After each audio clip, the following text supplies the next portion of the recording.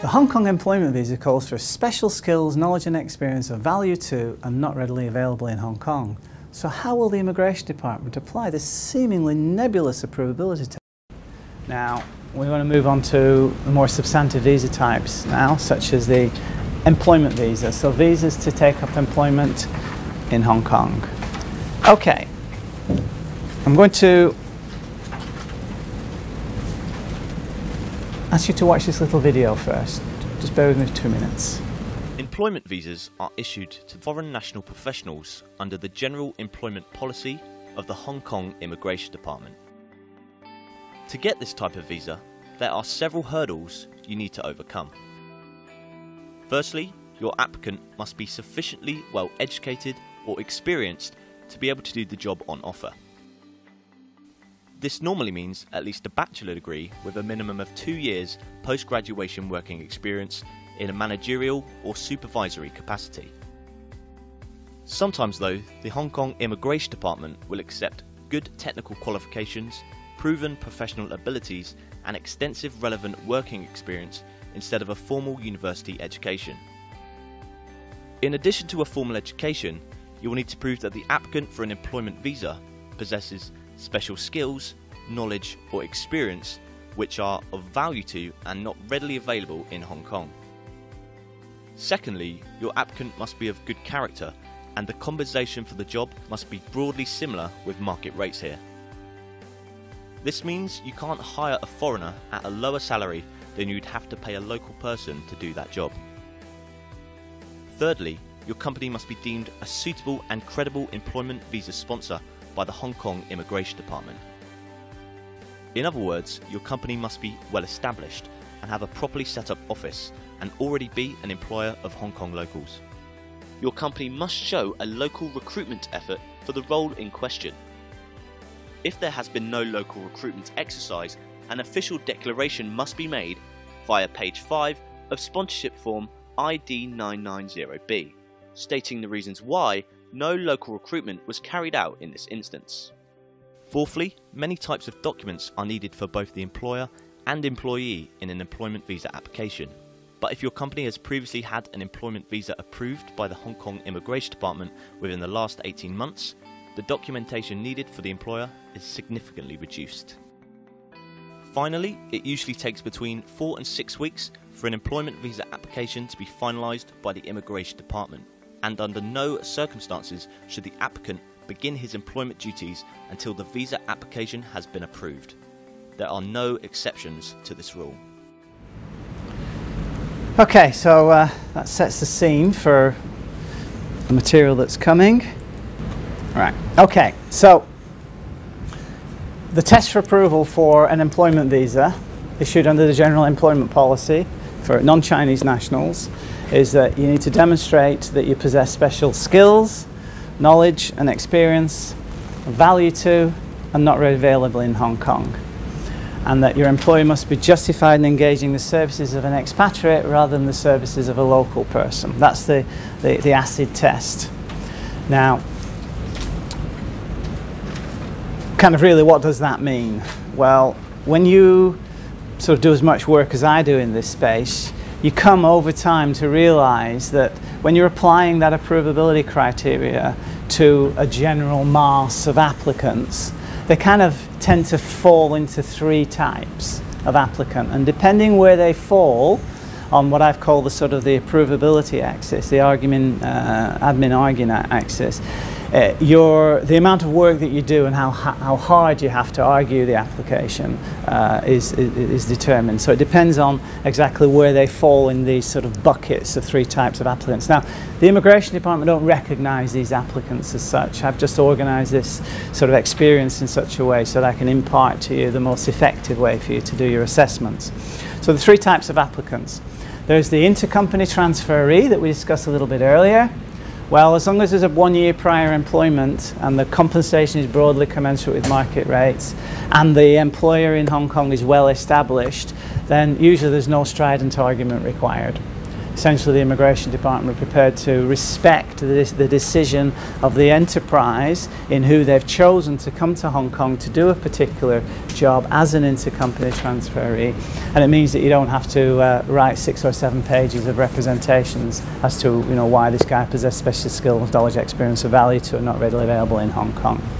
So that's the intercompany transferee. So you see that type of situation, you know that the amount of work that you're going to have to do is less.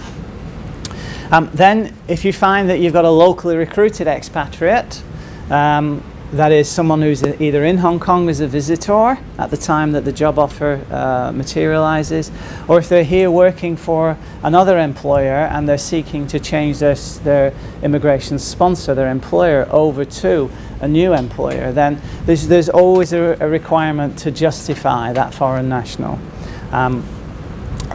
Yes, I'd say 95% of applications get approved ultimately. In terms of the work that you have to do to justify the approval, there's more work to be done there than as if there's, say, an intercompany transferee situation. Having said that, if you've got a very, very well-experienced, high-paid foreign national professional who's already working in Hong Kong for one employer, and he receives a job offer from another employer that's just as profound an employer as the present sponsor, and it's a like-for-like employment, and the compensation is effectively the same, or it's clear that it's a career enhancement move for the applicant. If it's at the top end of town, then the immigration department are not going to second guess any of that, and you can go through that process knowing that the application is going to be approved without too many problems at all. And then the third type of applicant is where the employer in Hong Kong has ignored, in a sense, what's going on here. They've identified somebody from overseas who's really good at what they do, and they want to bring that foreigner to Hong Kong to do that particular role. Well, in that case, fine, that's what that is. Companies have good commercial reasons for wanting to make those decisions, but from an immigration application perspective, you have to roll your sleeves up and ready to make the argument. Now, clearly, if it's a very senior appointment, then the immigration department are not going to second guess that. So we're really talking down at the sort of the mid and lower levels of sort of executive experience, where if they've been hired directly from overseas to be working in Hong Kong, the immigration department want to understand exactly why that occurred and why there hasn't been an opportunity afforded to a local person to actually do that job first. So the trick in sort of assessing how hard you have to work is to determine the type of applicant that you've got before you, and then sort of slot them into one of these buckets, and then determine how you're going to structure your argument and your representations in support to ensure an efficient visa process, all things considered. So other things to bear in mind when you're doing your assessments under the approvability test. The ID 990B, which is the sponsorship form. Every employee in Hong Kong under this visa type needs to have a sponsor, and that sponsor must be the employing entity. So the employing entity extends a job offer to the applicant, and in addition to the primary applicant application form, there has to be, which is the ID 990A, there has to be the accompanying sponsorship form executed in favour of the applicant by the employing sponsor, and that's the ID 990B.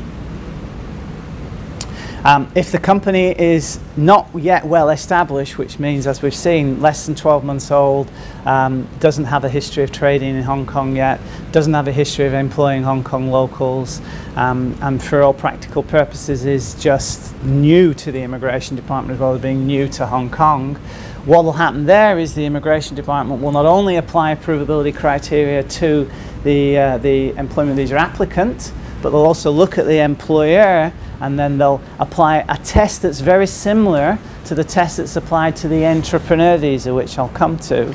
And that is, the immigration department will look at that enterprise, and in assessing its suitability as a credible sponsor, will ask the question, can this business make a substantial contribution to the economy of Hong Kong?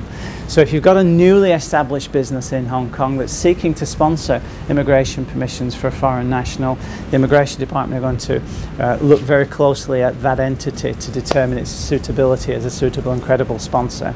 So just to flip that out, let's say that you've got a a business in, let's say, for argument's sake, in the UK that's been in existence for 10 years. They're very specialist at what they do. They've got some sort of contract or some new opportunity in Hong Kong that's driving them to establish a business presence here and secure immigration permissions for an executive to be responsible for that new business presence. Then in that new situation, the Immigration Department will look to see what the UK company is and what its background's all about. So you'd have to produce a lot of evidence that speaks to, you know, the commercial history of the overseas entity, so you can then impute some of that credibility into your newly established entity in Hong Kong that can then go on to secure the requisite suitable and credible sponsorship status to allow the visa to go on to be approved, and therefore the commercial plans of the business to be fulfilled. So if you've got a new company situation, there is an assessment of the bona fides of that new entity that you also have to factor into your case preparation. It is possible to be physically present in Hong Kong as a visitor when a job offer materializes and then you don't particularly want to leave Hong Kong to pursue the administration of the requisite employment visa application. There's no preclusion from being in Hong Kong as a visitor on the day that you file your application for the visa status that you need to take up the proposed employment. However, it's an entry visa application. It's not a change of status application. So you approach the application just as though the foreign national were not in Hong Kong, and you don't sort of there's no adjustments in how that process is experienced, but you can physically be in Hong Kong as a visitor. It's not the same for Chinese nationals under the admission scheme for mainland talents and professionals, which I'll come to, but you can in fact be physically present in Hong Kong as a visitor, and you can wait out the application time frame so that once your employment visa does get approved, you collect the visa label and then you head offshore or you go across the boundary and relinquish your visitor status at the point of exit, and then turn around, come back into Hong Kong to activate your new visa label and get what is typically a 2-year limit of stay upon arrival, and then go through the Hong Kong identity card issuing processes after that. And then you can change employer once you own an employment visa. If a new job offer materializes, then you can go to the Immigration Department, you use the residence section, which is the 5th floor of the Immigration Tower, and then go through the processes of having your application to change your employers considered by the department, which normally takes 4 to 6 weeks, all things considered. And you cannot take up employment with your new employer until you've got the formal approval of the Immigration Department to do so, unless you are, as we'll see, a top-tier entrant, which is an adjustment in the general employment policy that occurred as a result of the enhancement measures which came into force in May 2015. And if you're a top-tier applicant, as we'll see, you can change employers, but I'll touch on that when we get to that point in the presentation. Okay, good.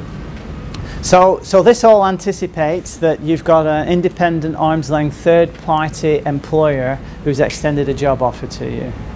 What happens if you're the owner of the business? Well, you can't self-sponsor. So if you own the business and you go to the Immigration Department and you say, hey, I'm the owner of this business, please give me an employment visa to come and work in my own company. It goes like this. If your company is well established already at the point of submitting this application, then you can treat the application as an employment visa application, and you can use the ID 990B sponsorship form, because the Immigration Department no longer treat that entity as being suspect from a sponsorship perspective. It's well established, it's got local employees, it's got a history of trading, it's got a properly set up office. But the mechanism is that you can't self-sponsor as such, even though you may be owning the company that's going on to grant you, that's going to support the provision of an employment visa for you. But it's the company that's doing the sponsorship, not the individual themselves. So if you're an owner-employee, so to speak, you can't self-sponsor. If you own 50% or more of the shares in the entity that's seeking to sponsor you, then the Immigration Department normally treat you as an investor unless your company is well established. And so if they treat you as an investor, they put you into this other bucket, the business investment visa as an entrepreneur. And there the test for approval is not special skills, knowledge, experience of value to and not readily available in Hong Kong. There the test for approval is substantial contribution to the economy of Hong Kong. So there's a searching assessment of what this company is planning to do and its ability to make that contribution. That's in play rather than strictly speaking an assessment of the individual's special skills, knowledge and experience.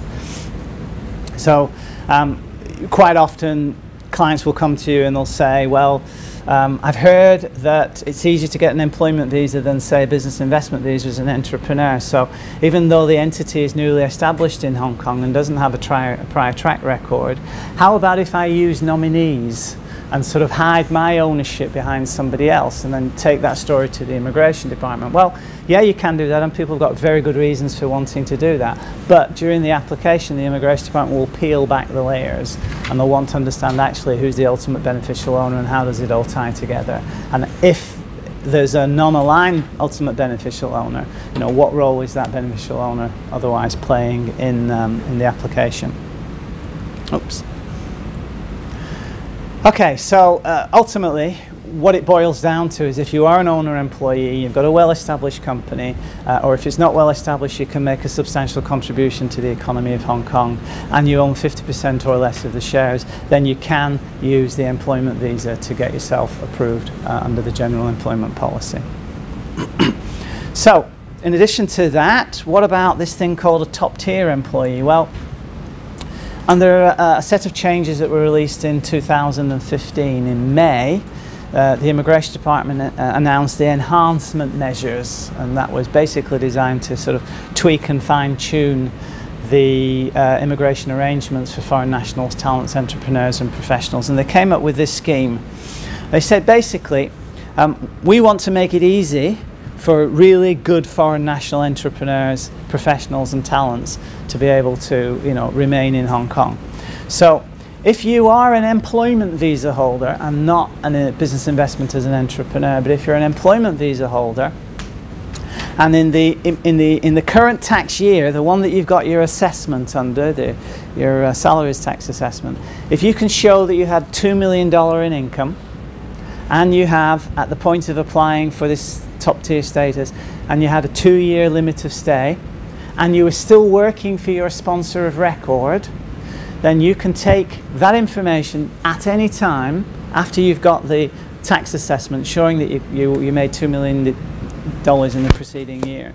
You can take that down to the immigration department and ask them to convert you from a sponsored employee into a top tier applicant.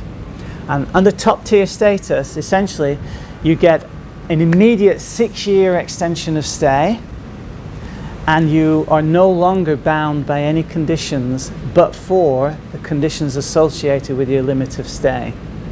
So what this means is that you can change employers after the fact without getting the permission of the immigration department pro forma. You notify the immigration department within 30 days of having changed any employer. You just notify the new details of the employer. No further assessment under that scenario at all. So this is hugely flexible immigration status for top tier applicants, people who've made this money. And this can be a very good strategy for individuals who are presently working for third-party employers, who decide they want to leave that employer. They get this status, and then they do some thinking about what they're going to do next, and they decide they're actually going to open their own business. So rather than, as they would have to previously, change your immigration status from sponsored employment through to business investment as an entrepreneur, now if you've got the money and you've got the qualifying criteria in play at the point of making this application, you can remove all your conditions to your limit of stay but for time, and then start your own business but notify the immigration department of your new business address as your employer. And that way you've avoided the need to go through what can be quite a challenging application process to get a business investment visa as an entrepreneur. So this is a very flexible immigration status if you've got clients that are, seeking in due course to go on to start their own businesses and are asking questions about the immigration status, but they're top earners. If they're top earners, go through this process. They don't have to quit their current employer at the point of getting this. They just get this status, and then they've now got what they need in hand, so they've got flexibility in the plans that they're making for the future. So that if they do then start their own business, they leave their employer, enter into an employment contract with their own business, and then notify the immigration department about the name of that new employer within 30 days of taking up that new employment. So very flexible indeed. So as I say, it's a ticket to ride.